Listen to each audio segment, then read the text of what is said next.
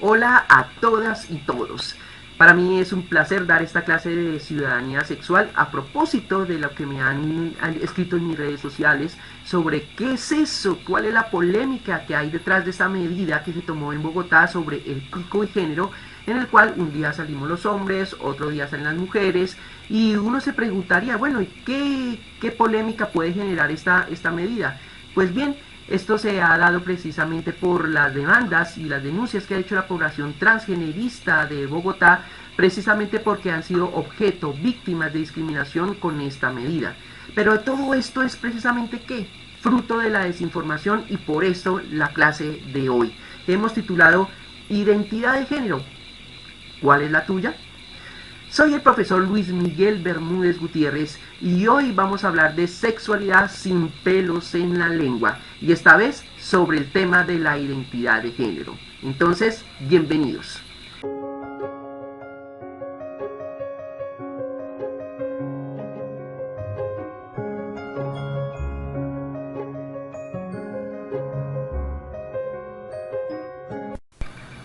Bueno, y para poder entender este tema, primero tenemos que esclarecer los términos de sexo y género. Empecemos con el primero, sexo. Sexo hace referencia a las características biológicas y anatómicas que determinan si una persona es macho o hembra. Es decir, que esto está determinado por los caracteres secundarios de nuestra sexualidad. Entonces, si nacemos con pene, entonces nuestro sexo biológico va a ser el de macho. Y si nacemos con vulva y vagina, entonces nuestro sexo va a ser el de hembra. Sin embargo, existen personas que nacen con características fisiológicas de ambos sexos, tanto del macho como la hembra, y a estas personas se les denomina intersexuales.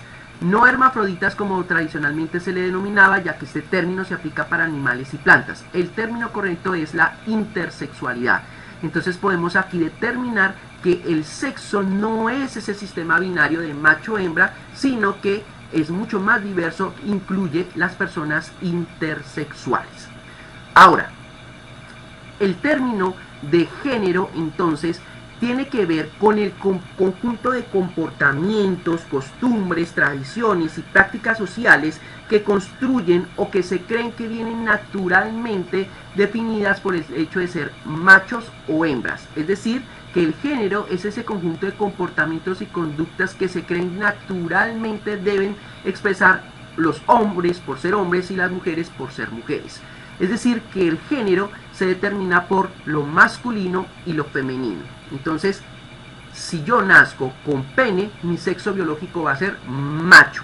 Y naturalmente se creía que mi comportamiento debe ser del género masculino. Y si nazco con características de hembra, es decir, con vagina, entonces mi comportamiento debe ser regido por lo que se denomina como femenino. Y aquí, por ejemplo, empiezan a haber determinados roles y cualidades que se determinan a partir de este concepto del sexo y el género. Entonces, con esta diferenciación podemos entender en qué consisten lo que se denominan los roles y los estereotipos de género. Los roles de género, al ser construcciones culturales, determinan unos parámetros de conducta diferentes para hombres y mujeres. Es decir, que a través del género se establece por obligación cómo deben comportarse mujeres y hombres en la sociedad. Dicho mandato cultural se construye por medio de estereotipos, es decir, opiniones o ideas preconcebidas que terminan siendo generalizaciones. Entonces, si tú naces macho, entonces te debes comportar de manera masculina, es decir, fuerte, rudo, racional, calculador, más predispuesto a la calle, a lo público, viril, activo sexualmente. Se nos cree que naturalmente somos violentos por ser machos, y efectivamente que debemos tener una fuerte atracción sexual por lo femenino, es decir, por lo femenino y por la hembra. Y si eres mujer, es decir, si naces con vulva o vagina, entonces tu comportamiento natural debe ser lo que denomina la sociedad como femenino. Es decir, que son débiles, tiernas, emocionales, histéricas, son más predispuestas al hogar, al cuidado de los hijos, son virginales, son pasivas sexualmente, conciliadoras, sumisas, y su atracción sexual efectivamente debe ser por el sexo opuesto, que sería el macho. Ahora bien, si tú naces macho y te comportas de manera masculina, entonces la sociedad te da el calificativo de hombre. Pero si naces con vagina y te comportas de manera femenina, entonces la sociedad te designa el hecho de ser mujer. Entonces el hombre y la mujer es la conjunción que tienen los cuerpos o las personas de conjugar como se ha determinado el sexo con su respectivo comportamiento. No obstante, por eso muchísimos de nosotros, cuando no empezamos a comportarnos de la manera como se debe comportarse según nuestro sexo, se nos empieza a decir, es que usted no parece hombre o poco mujer, o es que parece un marimacho. Es decir, que dentro de la sociedad el calificativo de ser hombre o de ser mujer viene determinado en que haya una armonía y una conjunción perfecta entre nuestro sexo, que es biológico, y el género, que es nuestro comportamiento. Pero aquí la cuestión es que durante muchos años se creía que el comportamiento masculino y femenino era natural con el sexo.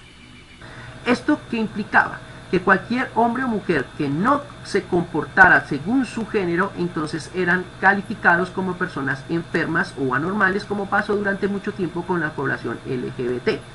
Pero a mediados del siglo XX, dos antropólogos sociales, Margaret Mead y Bronislaw Malinowski, empezaron a hacer unos estudios precisamente sobre los comportamientos sexuales humanos y se enfocaron precisamente en el Pacífico Sur, y empezó a darse cuenta de que esto no era tan rígido como se creía, porque si estaba determinado que el género, o es decir, el comportamiento masculino y femenino, era natural al sexo, esto quería decir que en cualquier rincón de la tierra los hombres todos se comportaban de lo que nosotros conocemos como masculino, y las hembras como siempre se comportarían en cualquier lugar del mundo como nosotros consideramos lo femenino. Es decir, que el comportamiento de hombres y mujeres está condicionado naturalmente, y por consiguiente entonces toda la especie humana se rige bajo este concepto, y cualquier ser humano que se salga de estos estereotipos entonces sería considerado como enfermo, como patológico, como algo anormal. Ahora bien, esto empezó a cambiar precisamente por Malinowski, cuando él empezó a hacer sus estudios en las islas del Pacífico Sur. Veamos cómo fue. En el año de 1924, Malinowski se internó en las islas Trobriand en Papúa Nueva Guinea, con el fin de estudiar, entre otras cosas, las costumbres sexuales de las comunidades nativas del Pacífico Sur. Allí hizo un descubrimiento que, aunque sencillo en este momento, fue fascinante y revolucionario. Se da cuenta que una necesidad básica de los seres humanos, como por ejemplo la de procrearse, es decir, tener relaciones sexuales e hijos para conservar la especie humana, no se da solamente por un impulso biológico como ocurre con el resto de animales, sino dependen más de los valores y creencias que cada sociedad construye en relación a la sexualidad. Es decir, sobre el sexo, los grupos sociales crean reglas para el cortejo o para el matrimonio. Malinowski observó, por ejemplo, que mientras para las mujeres de una tribu era permitido casarse con un hombre de otra tribu, en otras comunidades esto era totalmente prohibido y fuertemente castigado.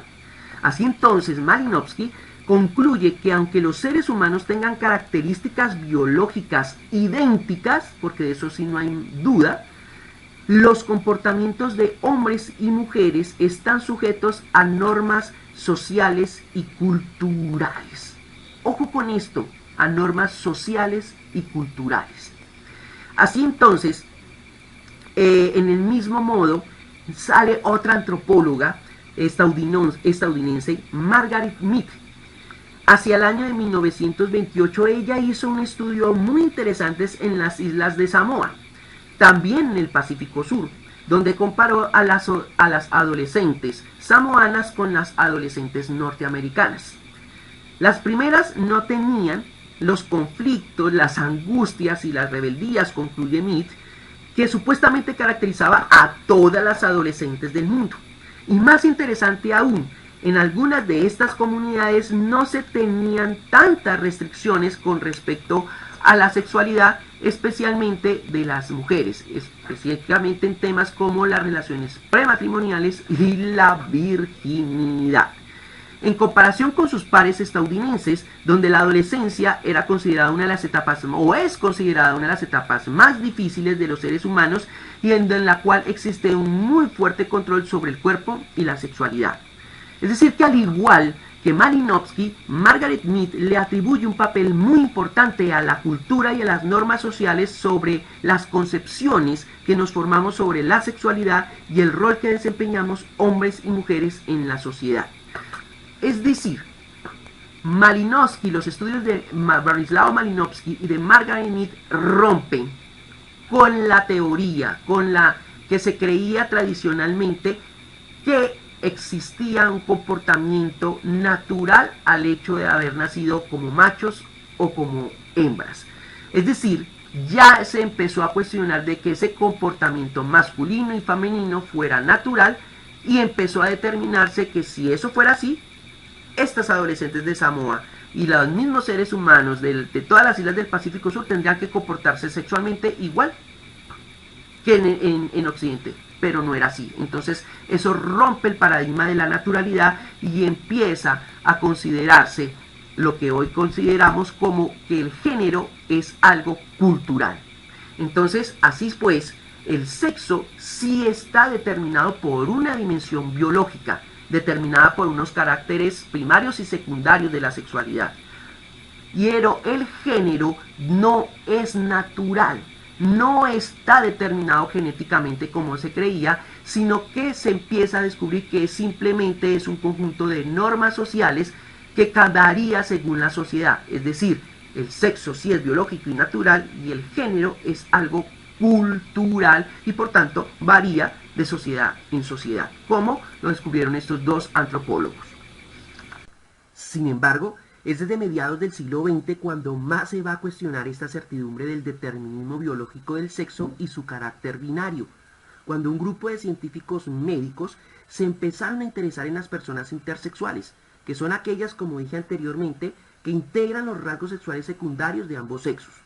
Entonces, entre estos científicos se encontraba el psiquiatra estadounidense Robert Stoller, quien afirma que desde el punto de vista genético habría un sexo adicional al XY del hombre y al XX de la mujer, reconociendo científicamente la existencia de los sujetos intersexuales. Entonces, ya no hay solo dos sexos, sino por lo menos tres. El determinismo binario del sexo también se rompe. Pero el mayor interés de Robert Stoller era comprender cómo estas personas intersexuales asumían aquellos comportamientos supuestamente naturales que tenían los hombres y las mujeres.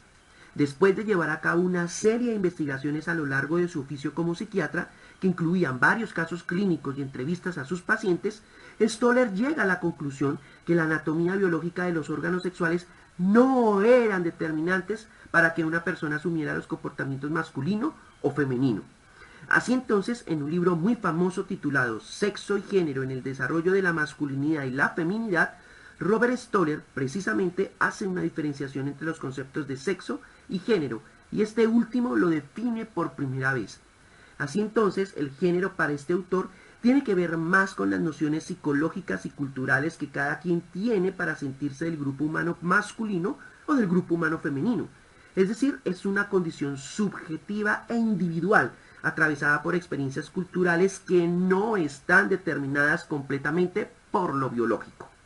Con lo anterior, se da paso al concepto entonces de identidad de género, la cual se refiere a la percepción subjetiva que cada quien tiene de su propio género y la manera particular en cómo una persona quiere expresarse en la sociedad en virtud de su sentir genérico. Entonces, los movimientos de mujeres encontraron en este cuestionamiento del género como condición biológica la oportunidad de derribar todas las discriminaciones que se les había atribuido por razón de su sexo-género, pero también visibilizó en el campo político la existencia de las personas no binarias, es decir, aquellas que no encajaban en ese binarismo macho-hembra, femenino-masculino. Cuando se empieza a ver que el género no es natural sino cultural, entonces las mujeres empiezan a decir, entonces todas las opresiones que hemos vivido como mujeres no se pueden justificar desde ese punto biológico, sino como una discriminación que nos ha dado las sociedades, especialmente las occidentales.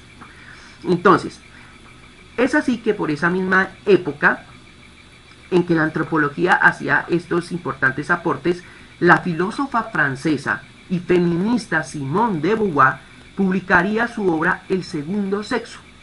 Allí explicó cómo las concepciones o discursos históricos, religiosos, científicos, culturales y políticos que provienen del poder masculino han hecho que las mujeres se conviertan en sujetos inferiores y subalternos a los hombres, con lo cual lanzó su frase más célebre: no se nace mujer, se llega a serlo, queriendo significar precisamente la construcción cultural del sujeto femenino.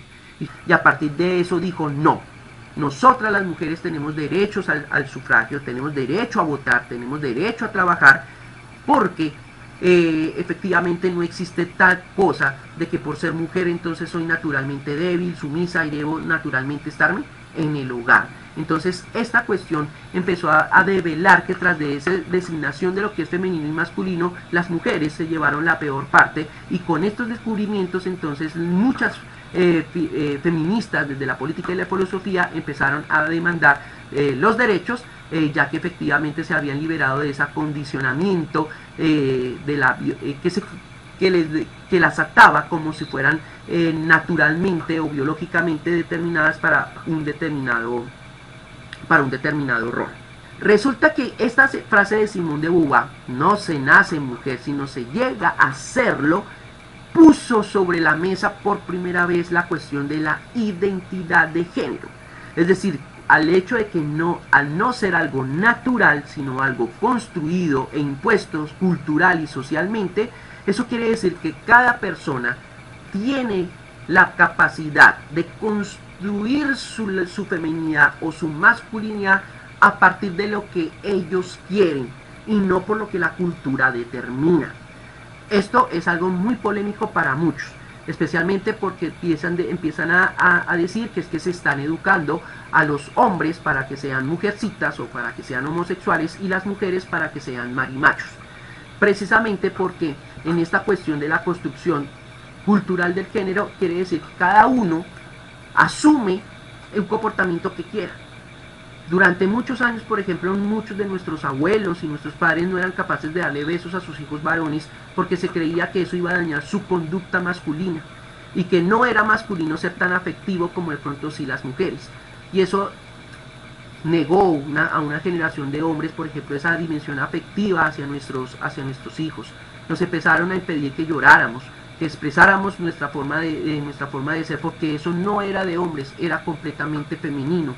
Y lo mismo las mujeres que empezaron a ser fuertes, las mujeres que empezaron a incluso a romper con esos roles de géneros y a empezar a exigir otras actividades.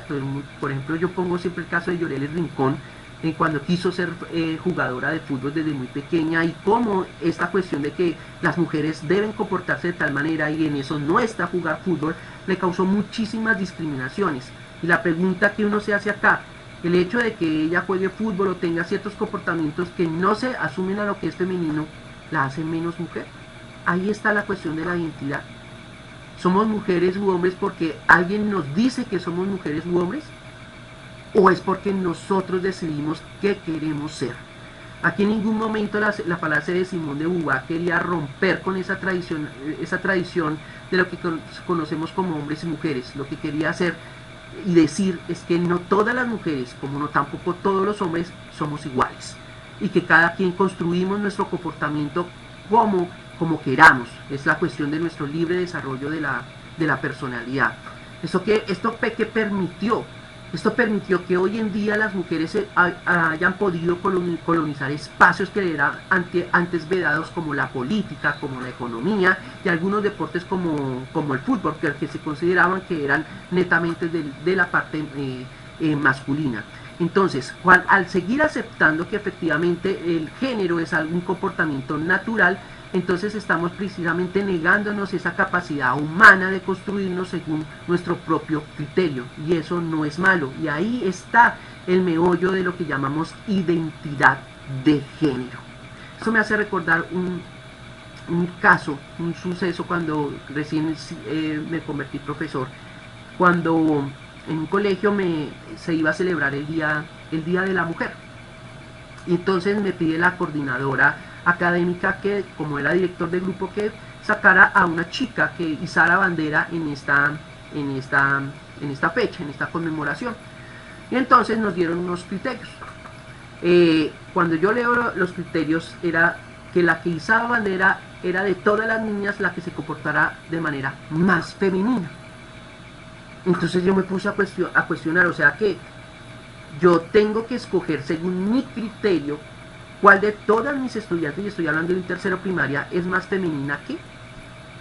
Yo cómo le voy a decir a otra niña que no va a izar bandera porque según la sociedad esta niña se considera más femenina que el resto de sus compañeras. Cuando yo fui a hacer este reclamo, la respuesta que me dio la compañera coordinadora fue pues que la elijan los hombres, que elijan los hombres a la compañera más femenina. ¿Y esto qué implicó? Que escogieran a la que más se generara en el estereotipo, la niña más bonita, la niña más linda, y eso que empezó a generar una discriminación al resto de las chicas. Entonces la que juega fútbol es menos femenina, la que de pronto no tiene ese cuerpo perfecto es menos femenina. Yo cómo le iba a decir a unas niñas que eran más femeninas que. Entonces ahí nuevamente juega el papel de la identidad. La identidad de género es la manera en cómo te sientes en tu interior y la forma particular en cómo tú expresas el género, a través de tu forma de vestir, de tu comportamiento y apariencia personal. Por ello, la construcción de la identidad de género empieza desde que somos muy pequeños y está directamente relacionada con un derecho fundamental que está consagrado en nuestra Constitución, y es el libre desarrollo de la personalidad. Entonces, existirían dos formas de comprender la identidad de género: las personas cisgénero y las personas transgénero. La cisgénero con C, son las personas que nacieron con unas características biológicas y genitales de las hembras, pero que además a medida que van creciendo se sienten niñas o mujeres, es decir, expresan una concordancia entre su sexo y el género femenino, es decir, no tienen conflicto. Ellas serían las mujeres cisgénero. Y aquellos hombres que naciendo con pene y con características biológicas de macho, también corresponden sus comportamientos a lo que tradicionalmente se ha considerado lo masculino, entonces ellos serían hombres cisgéneros, es decir, que tienen esa correspondencia que toda la sociedad exija entre su sexo biológico y su comportamiento genérico, que puede ser masculino o femenino. Pero están las personas transgénero, que aquí ellas son el centro de la polémica, precisamente con lo del pico y género en la ciudad de Bogotá. La población transgénero son aquellas personas que no se sienten identificadas con las características biológicas y genitales que se les asignó al nacer. Así, por ejemplo, hay personas que nacieron con un sexo biológico hombre-macho, pero su identidad de género es femenina, quieren ser mujeres. Lo mismo personas que nacieron con sexo biológico hembra, pero que su identidad de género es masculina. Quieren ser hombres en todo sentido de la palabra. Y aquí, por ejemplo, es muy claro, por ejemplo, definir mi identidad, mi construcción de identidad de género a partir de otras masculinidades y otras feminidades, es decir, que quiero ser un hombre distinto o una mujer distinta sin el hecho de pelear con mi género, pero existen unas personas como las transgénero que sí rechazan completamente esa concordancia entre el sexo y el género, es decir, tanto rechazan el sexo como el género que les correspondió al nacer o como se los impuso la sociedad, y ellos deciden y ellas deciden construir su cuerpo y su identidad a lo que sienten verdaderamente. Aquí entonces ellos empiezan a adecuar no solo su apariencia estética, su forma de vestir, sus accesorios al género al que quieren pertenecer, sino también empiezan a adecuar su cuerpo físico. Entonces empiezan, por ejemplo, si naciste hombre y quieres llegar a ser mujer, entonces empiezas a adecuar tu cuerpo a tener senos, a tener caderas, es decir, tu identidad es tan fuerte que necesitas también ese cuerpo que corresponde a ese género femenino. Y lo mismo pasaría con las mujeres que siendo hembras quieren transitar hacia lo masculino. Es decir, este tránsito se hace no solo de estética, sino también adecuando el cuerpo hacia lo que se quiere. Aquí esto yo quiero que quede muy claro, esto no es moda. Ningún ser humano va a transformar su cuerpo de una manera tan radical por una cuestión de moda o capricho. La identidad de género no es un capricho, es algo parte de nuestra identidad, es algo quizá de lo más serio que tenemos los seres humanos en nuestra construcción de la personalidad. Entonces aquí no tiene nada que ver con modas ni con tendencias culturales. Una persona transgénero se identifica como tal desde que son muy pequeñas, y por eso hay que permitirles hacer el tránsito cuando ellos lo empiecen a solicitar, es decir, desde que son muy jóvenes. En nuestra sociedad esto es muy común, a pesar de que no lo creamos, y no debe significar ningún tipo de discriminación. Se calcula que cerca del 8% de la población tiene una expresión trans. Existen varios ejemplos de personas trans, pero un referente en Colombia, como les dije, es la científica colombiana Brigitte Batiste, que además es la líder mundial en temas ambientales. Cualquier cosa que tenga que ver con el medio ambiente, la experta en el mundo es Brigitte Batiste. Y ella es una mujer transexual. Y aquí, por ejemplo, transgenerista es aquella persona que transita transita entre los géneros. Aquí cualquiera podemos ser trans. Por ejemplo, yo cuando quiero cuidar a mis hijos, a mis sobrinos, empiezo a transitar hacia el lado de la ternura, del cuidado, autocuidado que era designado para las mujeres. O por ejemplo, una mujer que es policía o que es militar. Una mujer policía, cuando va a hacer una requisa afuera, en la calle, no puede ponerse hola, ven, yo te requiso, porque no, tiene que tomar una postura fuerte y de mando, es decir, una postura masculina, y eso no implica que ella esté en desacuerdo o esté en conflicto con su identidad de género femenina, pero transita en estos comportamientos porque su rol en el trabajo se lo exige. Pero ahí muestra que todos tenemos la capacidad de transitar por esos comportamientos genéricos. Pero las personas transexuales, ¿sí? Transgenerista es todos los que queremos transitar por los géneros de una u otra manera, pero transexual es el que hace el tránsito no solo adecuando su apariencia comportamental, sino también su apariencia física, no solo en la ropa, sino también en su cuerpo. Son aquellos que nacieron hombres, empiezan a construirse con senos, con caderas anchas, empiezan a tener cabello largo, es decir, adecúan y construyen su cuerpo hacia el sexo y el género que quieren pertenecer, igual con los hombres transexuales, es decir, aquellas mujeres que nacieron como hembras y que adecuan tanto su forma de ser como su cuerpo a lo masculino, hacia el sexo macho. Entonces, aquí es la polémica del pico y género, que la alcaldesa lo dijo muy bien. Cada persona sale según su identidad de género, es decir, si se identifica, si usted se identifica como una mujer independientemente de sus genitales, pues usted sale como mujer. Ahí no hay el problema somos todos los demás que no queremos entender eso y seguimos diciendo que es un capricho, que es una cuestión de moda, que es una irresponsabilidad, no, o que es un mal ejemplo. No, nada más alejado, eso es una parte de la condición humana, y todos debemos respetar. La polémica del pico y género no es con la medida de la alcaldesa como tal, sino la discriminación que toda la sociedad hacemos de las personas transexuales por el desconocimiento que se tiene. Entonces, aquí por ejemplo también hay que hacer una última aclaración, y es que es muy diferente la identidad de género a la orientación sexual, porque muchos creen que es que los hombres homosexuales son hombres que quieren ser mujeres y las mujeres homosexuales son mujeres que quieren ser hombres. No, lo único que se diferencian es que tienen un gusto sexual hacia las personas de su mismo sexo, pero en el resto no pelean con su género. Muchos hombres homosexuales se comportan como muchos dicen, hombres serios, hombres muy masculinos, pero la única diferencia es que les gustan los mismos hombres. Es decir, que no hay un conflicto completo, no existe un conflicto con su género masculino. Ellos están conformes con el hecho de ser hombres, se comportan en la sociedad como hombres, defienden su masculinidad, pero la única diferencia es que gustan de otros hombres. Y lo mismo pasa con las mujeres, ¿sí? Mujeres que aman ser mujeres, son supremamente pueden llegar a ser supremamente femeninas, pero su gusto sexual es hacia otras mujeres. Es decir, no pelean con su género, no pelean para nada con su género. Es decir, que la identidad de género atraviesa desde lo que yo quiero ser, de lo que yo me defino, no de lo que los demás quieran hacer de mí. Yo siempre les digo a mis estudiantes que nosotros no podemos permitirnos que nos trate como una lata de atún, en que llega cualquier persona y nos empieza a etiquetar, etiquete, etiquete, etiquete, etiquete, como si fuéramos objetos. No, esas etiquetas tenemos que desprenderlas y empezar a construir nuestra identidad desde nosotros mismos.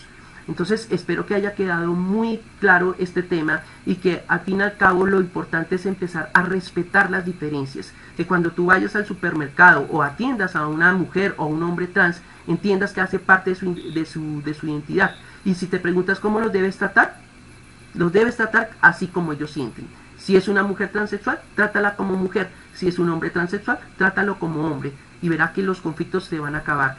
Todo atraviesa con el principio básico de los derechos humanos, el de la no discriminación, o también desde un punto de vista de los creyentes, ¿sí? Ama a tu prójimo como a ti mismo y no juzgues al otro cuando tú no has visto el enorme trozo de madera que tienes en tu propio ojo. Los seres humanos tenemos que empezarnos a respetar y espero que esta clase nos haya ayudado a aclarar muchísimos de estos términos. Entonces les doy un fuerte abrazo y muchísimas gracias por escucharme, y cualquier, por ejemplo, sugerencia, comentario, los puedo recibir en mis redes sociales, que las voy a compartir a continuación. Chao, chao.